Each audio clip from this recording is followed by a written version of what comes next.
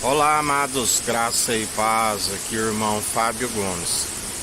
Jesus disse sobre a parábola dos 10 leprosos. Ele disse que apenas um dos 10 glorificaram a Deus por aquilo que ele havia feito em sua vida. E ele indaga: por acaso não foram 10 curados? Aonde estão os outros 9? Jesus estava dizendo de alguém que estava leproso, que estava acometido de uma chaga maligna e que na verdade havia sido curado.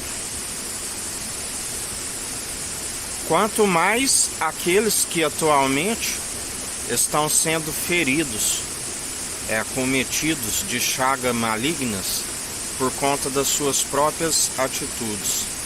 A palavra diz que, ainda que ele fosse desses leprosos que foram curados, Jesus ele sempre dizia quando encontrava com pecadores: vá e não peques mais, antes que este mal lhe sobrevenha novamente. E a palavra diz que o estado daquele que um dia foi curado da sua lepra e retrocede se torna pior do que o primeiro, aonde a palavra diz que aqueles espíritos imundos que estavam acometendo aquela lepra, eles ficaram a vaguear quando a casa foi limpa e purificada, onde ele purifica mais alto que a neve.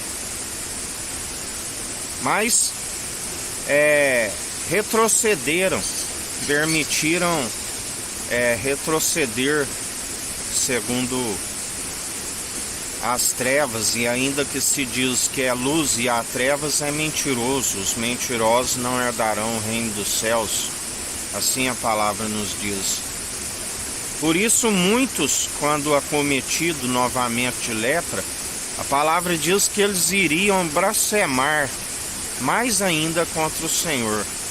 Iriam praticar o vitupério, o zombando publicamente.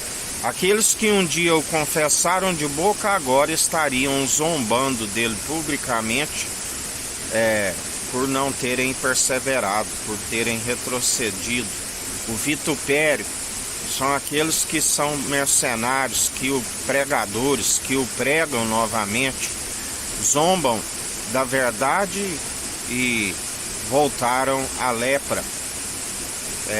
A palavra diz que Jó, mesmo acometido de uma chaga maligna num monte de cinza com um caco de telha, ele não atribuiu falta nenhuma ao Senhor, mesmo perdendo tudo que tinha, sendo o homem mais rico do Oriente Médio, mesmo perdendo seus filhos, as suas filhas, e lhe restando uma mulher murmuradora que dizia: abandona este Deus e morre, e ele dizia: tu falas como uma louca.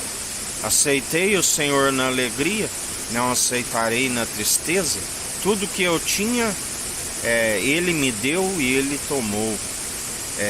Nu do ventre da minha mãe eu vim, nu voltarei.